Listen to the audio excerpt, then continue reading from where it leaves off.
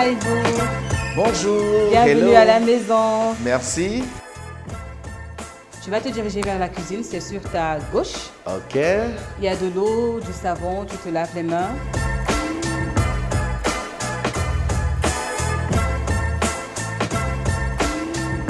Haïbou, Yes. alors tu vas prendre ton tablier. Un plat qui pourrait t'intéresser. Hey, Ça te le dit? héros. Oui. Peau de bœuf. Bunga. À l'Est Cameroun, on appelle la peau de bœuf kanda. Il y aura aussi des écrevisses. Là, on appelle ça comment? On appelle ça manjanga. Manjanga. Manjanga. Donc, Ou encore et puis- crayfish. Ok. Et l'huile de palme L'huile de palme, ok. et watalif. Waterleaf, yes. D'accord. Waterleaf. Donc maintenant, tu vas prendre certains des ingrédients dans le frigo. Ok. Je ne sais pas, en haut, en bas, tu peux ouvrir le frigo direct, tu verras.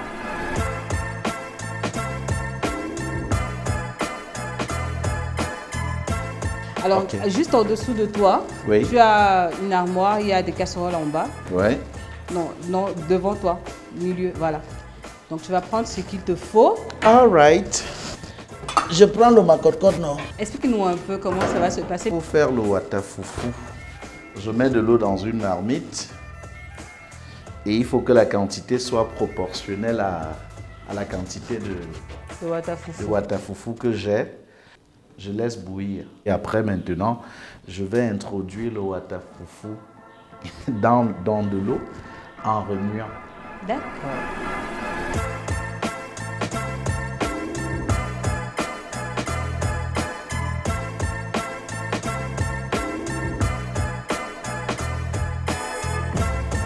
Alors, pour faire notre héros, selon ma méthode à moi, je vais mettre de l'eau ici. D'accord. Maintenant, je vais devoir tremper ces feuilles.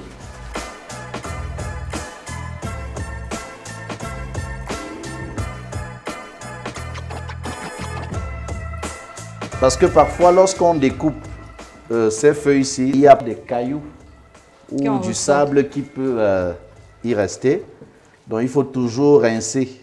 D'accord. C'est impressionnant de voir comment tu maîtrises Je me débrouille comme je peux. la non? cuisson du plat. J'ai une seule grande sœur. Elle est partie en mariage trop tôt. D'accord. Et du coup, j'étais obligé de faire des travaux qui, normalement, dans nos maisons, reviennent aux femmes, quoi. Pourquoi forcément aux femmes? Mais parce C'est que typiquement bantou ou bien... c'est typiquement bantou et africain. On sait que c'est la femme, c'est la mère du foyer, c'est elle qui prépare, c'est elle qui doit faire ceci, cela. Et l'homme doit fendre le bois. Bon, je suis en train de retirer les feuilles maintenant D'accord. pour mettre ici. Je mets les feuilles ici. Bon, pour faire vite, je veux poser ça au feu. Ok. Parce que je ne veux pas que le couscous cuise et qu'on attende encore très longtemps.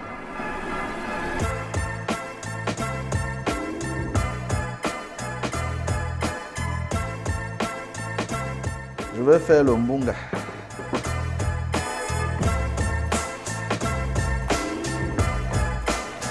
Ça doit sécher. Nos épouses souffrent beaucoup. Ce n'est pas facile. Hein. Après, quand un homme va venir s'asseoir, il va dire « Oh, c'est pas bon, c'est pas bien. » Après toute cette souffrance, ça fait juste quelques minutes que je suis là, mais je transpire déjà. Imaginez. Et la femme, lorsqu'elle va au lit, elle doit déjà réfléchir sur le menu de demain. Et il faut tout faire pour ne pas être redondant, c'est-à-dire ne pas proposer la même chose tous les jours. Chapeau, hein, mesdames, chapeau les sœurs. You are wonderful. Si madame prépare 6 jours sur 7, bon, 1 jour sur 7, monsieur peut décider au moins de rentrer en cuisine et de faire quelque chose. À soi, je préparais la sauce d'arachide que je mangeais pendant 1 semaine et demie. Justement, en parlant de soi, comment ça s'est passé là-bas? Qu'est-ce que tu as fait comme étude à soi? À soi, je suis arrivé à soi en 99, D'accord. plus de 20 ans aujourd'hui. J'étais étudiant en faculté 22 ans. Ah oui, 22 ans. Faculté des sciences juridiques et politiques. Et quand j'ai eu l'entrée en 3e année, j'ai eu le concours d'entrée à l'ESTIC en 2003. C'était la première fois que tu le tentais, ce concours? Oui, c'était la première fois. Donc, j'ai fait partie de la 34e promotion de l'ESTIC. D'accord. Filière journalisme Et je suis allé faire, j'avais même peur pour rien, parce que quand j'ai composé, je suis sorti troisième. Ah. J'ai dit, hey, donc... C'était même pas si... Dans l'affaire, là, on pouvait réussir comme ça, sans godasse, sans complications. Ah. Et puis quand j'arrive à l'ESTIC, dès la première année, je suis vice-président des étudiants de l'ESTIC. Et l'année d'après, bon, je me suis présenté également aux élections pour devenir le président de la SEC. Et j'ai remporté les élections, donc je suis devenu de fait membre du conseil d'administration de l'université de Yaoundé 2 pendant 3 ans. Et puis j'avais mis sur pied, j'avais des groupes d'artistes que je manageais qui passaient à délire à l'époque. Oui, oui. Ah. Ouais. Il y a Mathieu Ekong. C'est un nom qui me dit quelque chose. 4, oui. Aha. J'étais leur manager. Ils dansaient reel to reel. I like to move it, move it. Et je les avais acheté des tenues confectionnées. Déjà, à l'université, tu manageais déjà les artistes, donc... Au lycée. En fait, j'estime que je n'ai jamais managé un artiste. Ok. Je m'explique parce que au Cameroun, nous accompagnons les artistes, nous ne les manageons pas. Ok, Seigneur. Ah, c'est ça. J'ai brûlé ta nappe. Ok. Heureusement. Aïe. Ça fait partie des risques du métier. Aïe.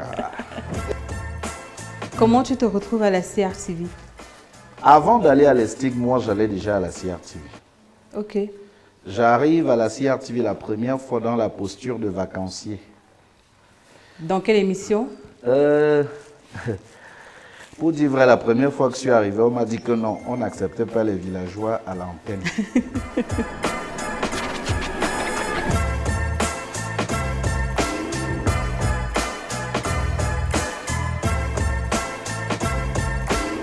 Puis j'avais un cousin qui animait, cousin du village à Balikoumat, qui animait une émission au Poste National. D'accord. Qui s'appelait Dogangla. Qui s'appelait? Il est décédé. Ah, dommage. Malheureusement, c'est lui qui... j'allais souvent le voir animer au Poste National aussi. Et c'est alors que quand je suis président de la coopérative au CS Bilène de Touguébé, nous devons passer à la FM pour annoncer notre semaine culturelle. D'accord. Dans l'émission, je crois c'était Sacré Mercredi, de Tonton Folie d'Iran. Et l'un de mes amis, qui m'a même fait aimer le métier d'animation à l'époque, qui s'appelle Zingo Stanley. C'était mon camarade au CS de Touguébé. D'accord. Donc c'est lui qui me demande qu'on aille à la radio. Donc moi, président de la coopérative et lui, responsable de la communication. On arrive à la radio, je prends goût à ce que je venais de vivre. Ça demande beaucoup de muscles.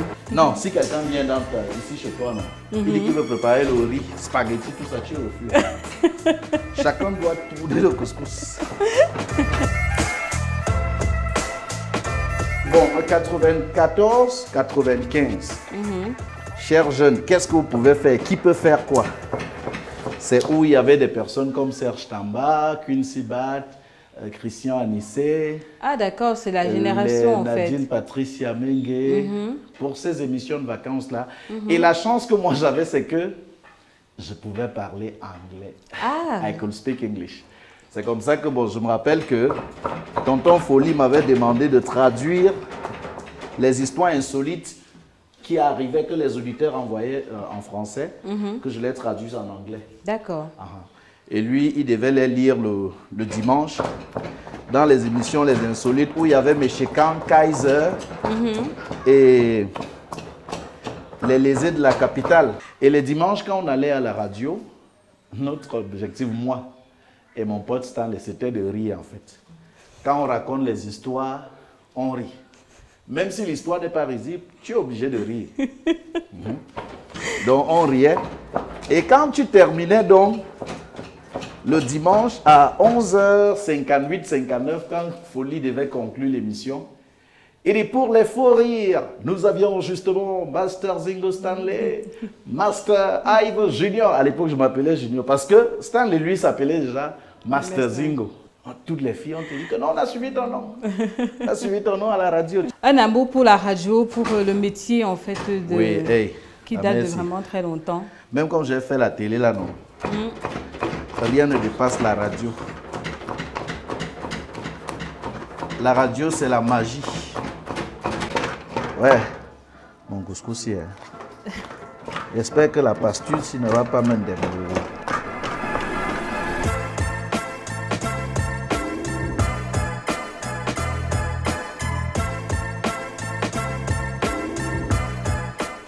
On n'a pas dit le bouillon du héros.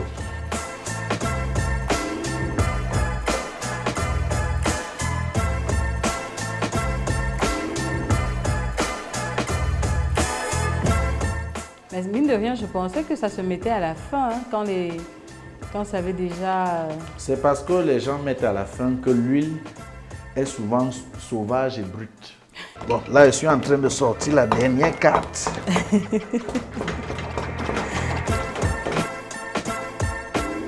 Tu vas donc voir comment je vais diminuer les boules là. Je vais un peu laisser ça comme ça. D'accord, donc on va laisser mijoter et puis on va changer de décor un peu. Tu vas découvrir notre séjour. Mais le couscous là qui, à un moment, il va falloir... taper encore ça. Ok. Ouf.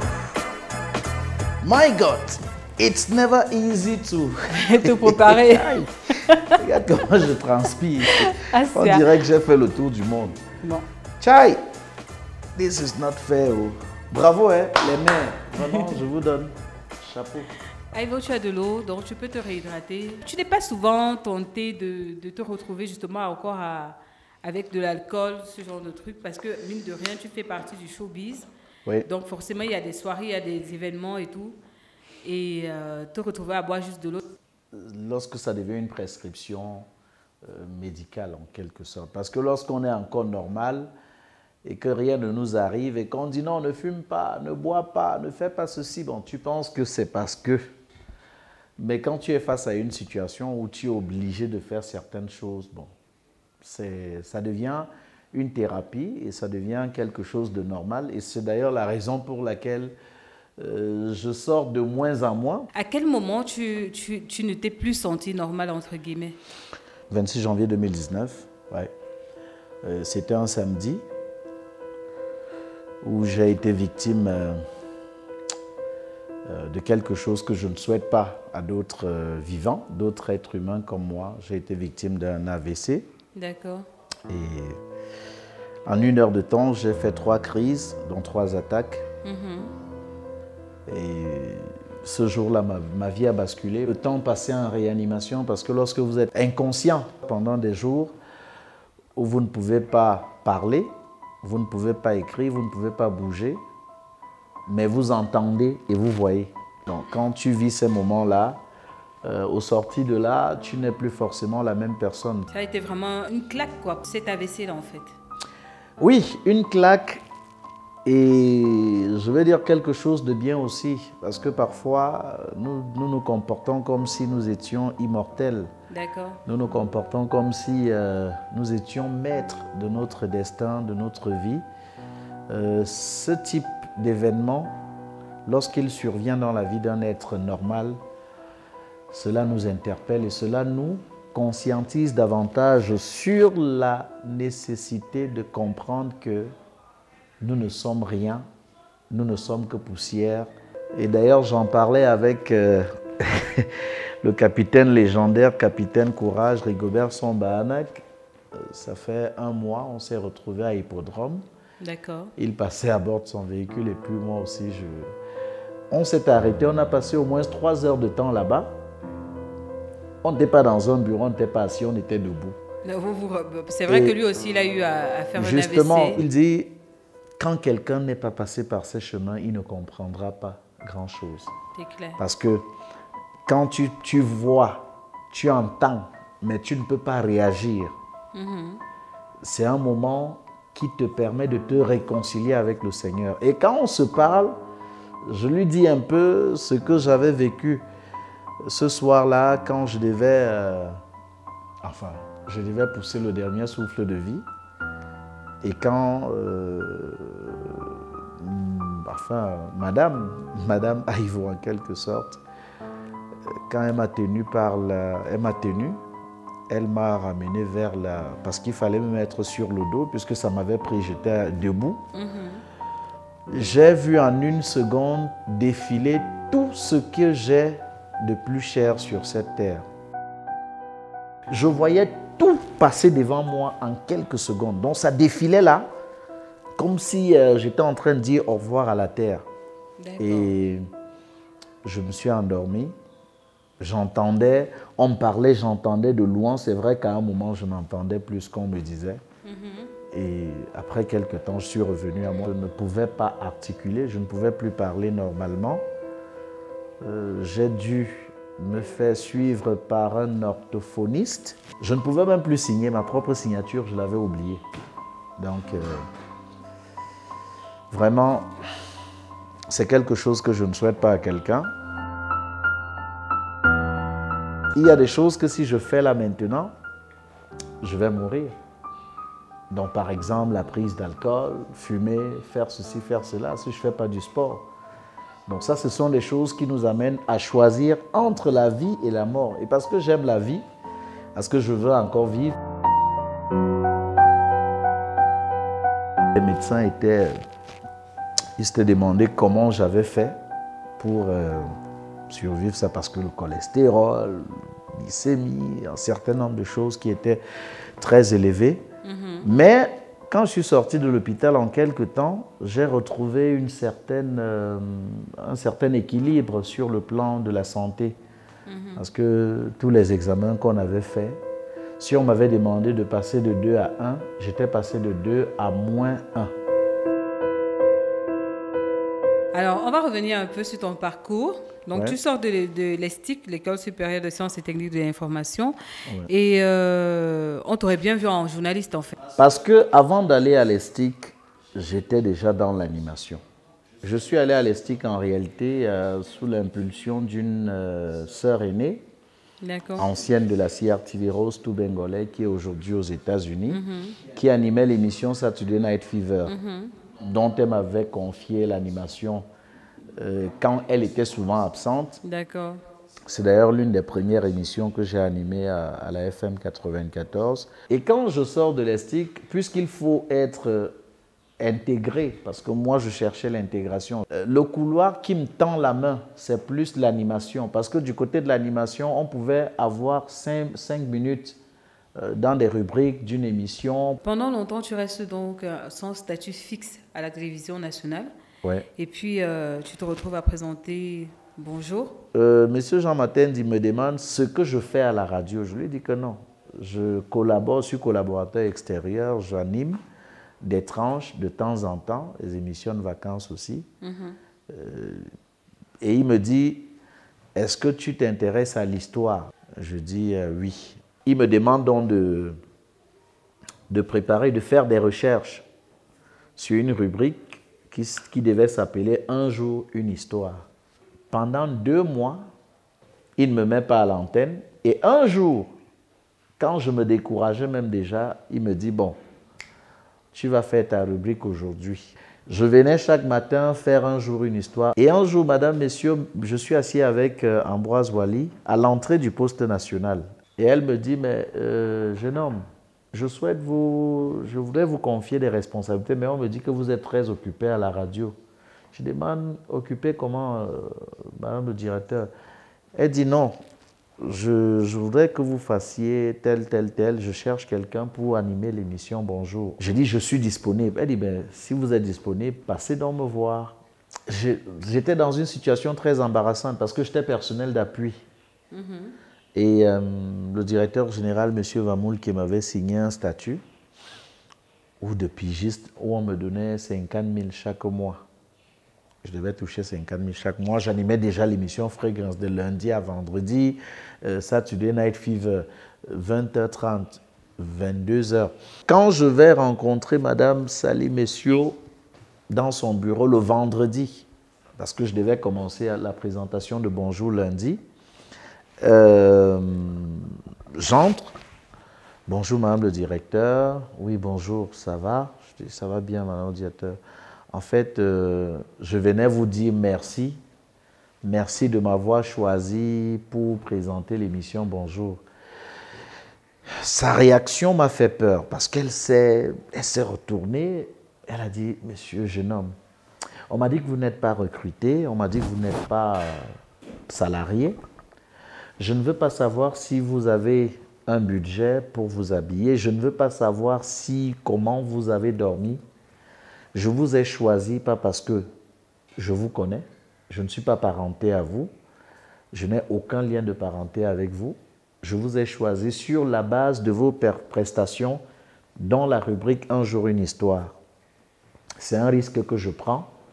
Et j'ai dit à monsieur le directeur général, je pense que ce jeune peut s'en sortir. Donc, si vous le faites mal, lundi à 9 h, 1 seconde, vous me verrez à l'entrée du studio 1 où je viendrai vous demander de sortir et de rentrer chez vous. Mais si ça se passe bien, vous ne me verrez pas. Et il y a une formule très célèbre que je dis toujours, elle m'a dit, si vous avez vos problèmes, mettez-les dans un sac à dos, vous laissez à la guérite quand vous entrez. Quand vous avez terminé l'émission, vous allez reporter votre sac à dos, vous demandez au vigile de garder bien le sac, vous portez le sac, vous rentrez avec chez vous. Je ne veux pas de plainte. Nous sommes engagés. Je ne veux pas de chantage parce qu'après, vous allez commencer à me dire que oh, on vous a exploité, on est d'accord. Oui, madame le directeur. Je n'ai pas dormi la nuit du vendredi à samedi, de samedi à dimanche et de dimanche à lundi. Waouh. Ouais. À 9 h, quand je finis, les collègues qui sont là m'applaudissent, tout le monde m'acclame, mais j'ai peur de voir madame le directeur devant moi. J'avais peur jusqu'à ce que je sorte du studio 1, j'arrive au hall et avant d'aller en salle de réunion, je ne l'ai toujours pas vue. Je me suis dit, bon, comme elle n'est pas arrivée, c'est bon. J'ai continué et je pense que pendant 7 ans à 8 ans, j'ai présenté l'émission. J'ai commencé à animer l'émission, c'est la fête également. Pour mon recrutement, bon, je me rappelle, un tonton avait donné mon dossier à un directeur des ressources humaines. Et il a remis le dossier, le directeur demande, mais il n'est pas recruté ce jeune homme, mais il travaille, il fait telle émission, il est à la radio, il est à la télé. Ce directeur-là est décédé quelques jours après qu'il ait reçu mon dossier. Donc j'ai perdu espoir. Jusqu'à ce qu'un jeudi, j'étais en baladeux vers 21 h 30, 22 h pour la préparation de l'émission Bonjour. Pendant que je suis à côté de l'entrée du hall, la voiture du directeur général, M. Amadou Vamoulke, arrive et il descend de la voiture. Quand il descend de la voiture, j'arrête la conversation téléphonique, je vais vers lui. Bonjour, bonsoir, monsieur le directeur général. Il dit, ah, jeune homme, ça va? Je dis, ça va bien, monsieur le directeur général. Alors, où est-ce que vous trouvez l'énergie pour être aussi vibrant à la radio, à la télé? Je dis, je suis encore jeune. Vous allez bien? Je dis, je vais très bien, monsieur le directeur général. Son chauffeur. Et le lendemain, il m'a dit, le directeur général a été très impressionné. Quand ils sont entrés dans l'ascenseur, il lui a demandé, mais ce jeune homme, on m'a dit qu'il n'est pas recruté. Mais je lui demande si ça va, il dit qu'il va très bien. Je lui demande si le travail se passe bien, il dit qu'il va très bien. Et je ne l'ai jamais vu à mon cabinet ou je n'ai jamais reçu fait un sitting pour dire qu'il veut le recrutement. Il a d'ailleurs ordonné qu'on lui fasse parvenir mon dossier. Parfois, mon nom était le 6e ou le 7e nom, alors qu'il avait demandé mon nom. Et puis, c'est un monsieur à qui je vais rendre hommage, un monsieur Abba. C'est lui qui m'informe qu'en fait, le DG est en train de chercher mon dossier. J'ai commencé aussi à manger le cap du domaine. Tu as un écran en face de toi, Tu as des télécommandes, tu vas prendre la télécommande qui est à ton extrême gauche. Ok. Je zappe. Hey! Bon, là, c'est Consti Eka. Pour moi, c'est l'un des meilleurs en télé que le Cameroun ait connu, peut-être même l'Afrique. Éric Christian qui est au milieu, lorsque je suis au CS bilingue de Touguébé, en classe de 3e et président de la coopérative, il est en 6e. Voilà, 6e, 5e par là. Donc, quand j'organisais les kermesses, il interprétait souvent Jésus, tu es l'amour de ma vie, de Guilou. Lui, c'est Alain Dexter, le Palapala Boy. Lui et moi, c'est toute une histoire. Hein. C'est mon aîné en âge. Mais on a fait partie d'une génération à la FM de jeunes qui voulaient s'exprimer et qui aimaient le métier. Et il est né une belle et grande histoire d'amitié entre nous. Là, c'était en quelque sorte ma renaissance à la télé. Et beaucoup de personnes m'attendaient. Beaucoup voulaient voir à quoi je devais ressembler physiquement. Je me rappelle avec Gwendoline Egbe, elle a introduit l'émission et puis on a mis une musique. Moi, je suis entré en dansant. Vous allez vous lever, vous allez vous diriger vers la commode juste en face de vous. En fait, je bois beaucoup d'eau. Hein. Parce que juste après l'AVC, la première fois que je devais raconter l'histoire, chaque fois que je voulais parler de ça, et le psy m'a demandé de boire.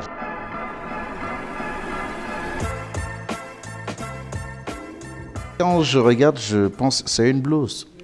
Je suis sans voix. Mais je préfère quand même dire quelque chose. Parce que ce que je vais dire, c'est que nous avons pris l'habitude d'être indifférents vis-à-vis de certaines personnes qui sont pourtant essentielles. J'ai compris l'importance des infirmières lorsque je me suis retrouvé en salle de réanimation, après que j'ai été victime de cet AVC-là, de ces 3 attaques d'AVC, 3 crises. Alors, j'étais couché et je suivais une voix féminine qui me disait « Monsieur Aivo, je vais devoir vous nettoyer, vous allez prendre votre bain. » Et je l'entendais. Je voyais peut-être, mais je ne pouvais pas lui dire non. Mais je me posais des questions intérieurement. Je me demandais, mais attends, elle va s'occuper de moi. Elle dit qu'elle va me nettoyer comment? Je vais prendre mon bain comment? Alors que je suis là, inerte. Je me suis dit, ah. Et après, quand elle a commencé justement à me nettoyer avec un gant, il n'y a pas d'interdit, hein. Elle pouvait toucher partout. C'est où j'ai compris que, quel que soit le métier que la personne exerce, il faut reconnaître le talent, le génie de tout un chacun dans son domaine. Je me suis posé une question quand j'étais en réanimation. Je me suis demandé, mais est-ce que quand je rencontrais même cette infirmière en route, je lui adressais la parole? Et merci, merci du fond du cœur. Je pense qu'il est temps que tu regardes ta marmite en fait. J'ai réussi quelque chose et il y a quelque chose qui a raté, ça n'a pas bien pris. C'est-à-dire que mon watafoufou n'a pas été ça. C'est pas grave. On peut damer, non. Les plats sont même où? L'autre sont là, le nyama. Vraiment, celui qui me lappe, je le bloque. Je dis les gens qui me regardent là. Si quelqu'un se moque de moi, que oh, il vous a préparé un couscous comme ça, comme ça, comme ça, je le bloque d'abord un peu. Sans qu'elle va me régaler ici là. Papa. Regardez comment mon héros est bon. J'invite Tantine Sali Messieurs, j'invite tonton Jean Matenzi, j'invite Alain Dexter, Consti Eka, Henri Fidel Kouamdjilo, Folie d'Iran, Éric Christian Nia. Je les invite à venir manger avec moi. Ce sont mes amis, c'est la famille. Ça va comme ça, non? Voilà. Tchaï, l'huile qui a dansé.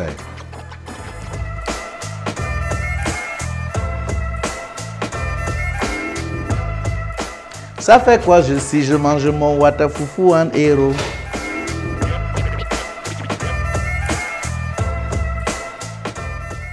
La bouche qui mange ne parle pas. C'est délicieux. Hein? Je vais finir toute la marmite là. Thank you very much. Un zikaba. Moi, puis un zikaba. Okay.